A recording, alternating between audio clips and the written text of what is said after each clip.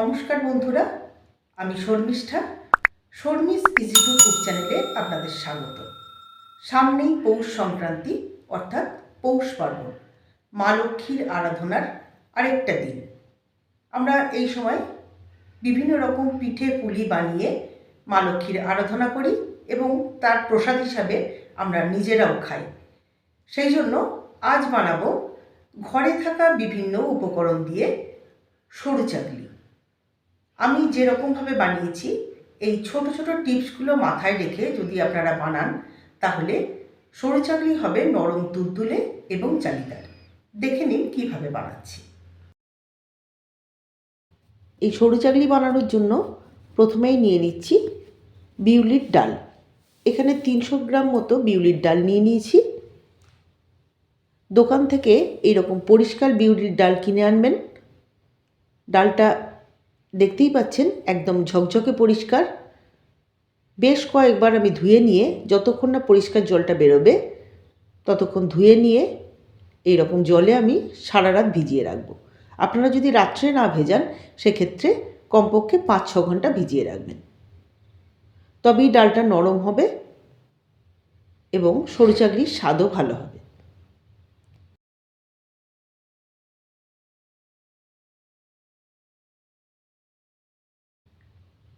সারা রাত ভিজিয়ে রাখার ফলে ডালের রঙটাও বদলে গেছে এবং ডালটা নরম হয়ে ফুলে গেছে।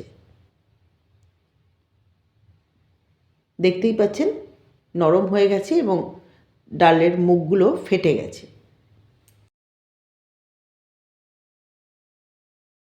এবার ডালের সাথে আমি বেশ কয়েকটা উপকরণ ব্যবহার করব যাতে সরু চাকলির স্বাদ অনেকাংশে বেড়ে যাবে। নিয়ে নিয়েছি কাঁচা লঙ্কা, গোটা মৌরি এবং আদার টুকরো। আদাটার খোসা ছাড়িয়ে নেব। মিক্সির বাটিতে বিউলির ডালটা আমি জল থেকে ছেঁকে তুলে দিচ্ছি। কাঁচা লঙ্কার বোটাগুলো ছাড়িয়ে লঙ্কাগুলো দিয়ে দেব।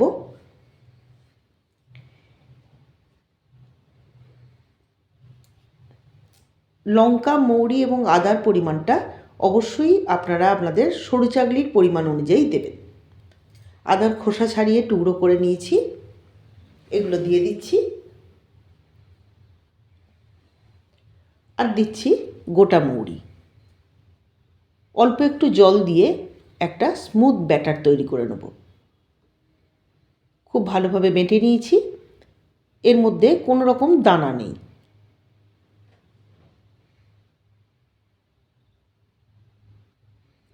যেহেতু জল দিয়ে আমাদের গুলতেই হবে, সেক্ষেত্রে ডাল বাটার সময় আমরা জলটা ব্যবহার করতেই পারি, কোনো রকম অসুবিধা হবে না।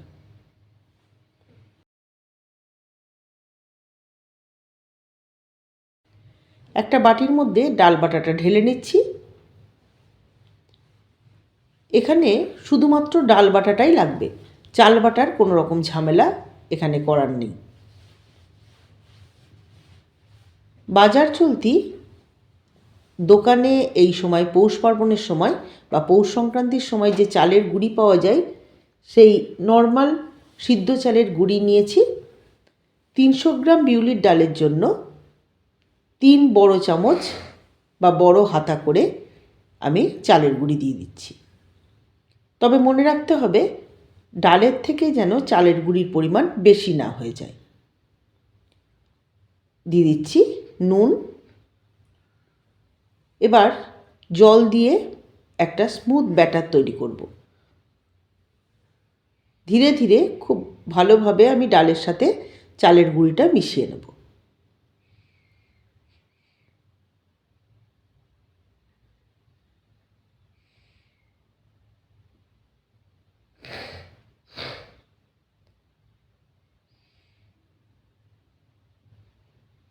বেশ কিছুক্ষণ ধরে এটা নাড়াচাড়া করে নিয়ে এবং ফেটিয়ে নিয়ে এরকম একটা স্মুথ ব্যাটার তৈরি করব, যাতে এর মধ্যে কোনো রকম ডেলা বা লাম্প না থাকে। যেহেতু চালের গুঁড়ি দিয়েছি ওই জন্য বেশ কিছুক্ষণ ঢেকে রাখবো, যাতে চালের গুঁড়িটা ফুলে গিয়ে ডাল বাটার সাথে মিশে গিয়ে একটা স্মুথ ব্যাটার তৈরি হয়।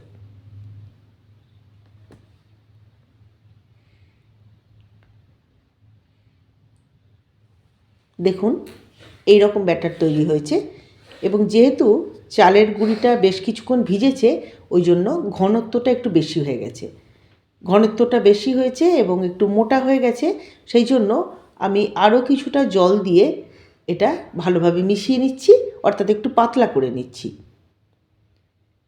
ব্যাটারের থিকনেসটা এই রকম হবে, খুব পাতলাও না আবার খুব ঘনও না। এই সময় বলে রাখি, আমার চ্যানেলের যারা নতুন বন্ধু তারা অবশ্যই চ্যানেলটা সাবস্ক্রাইব করে নেবেন এবং পাশে থাকা বেল আইকনটিকে ক্লিক করে রাখবেন, যাতে সমস্ত নতুন রান্না সবার প্রথম আপনার কাছে গিয়ে পৌঁছায়।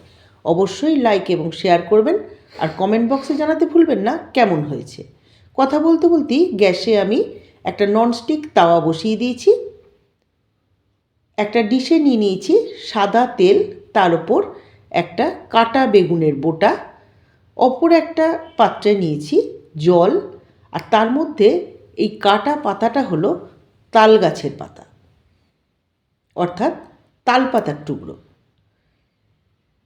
মা ঠাকুমারা যে অথেন্টিক প্রসেসে এই সরু চাগলি বানাতেন পৌষ পার্বণের সময়, আমি সেইভাবেই দেখাচ্ছি।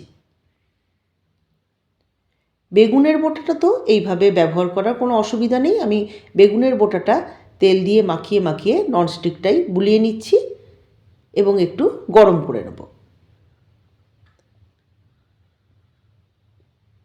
গরম হয়ে গেলে হাতায় করে করে পরিমাণ মতো ব্যাটার দিয়ে দেবো।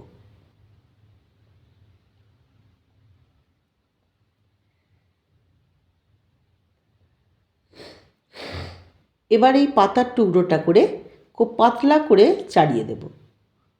আপনারা যদি পাতার টুকরো ব্যবহার করতে না পারেন, সেক্ষেত্রে হাতা বা বাটির পিছনটা করে এরকম পাতলা করে চাড়িয়ে দেবেন, বা অন্য কোনো রকম শক্ত পাতা দিয়েও আপনারা এই কাজটা করতে পারেন।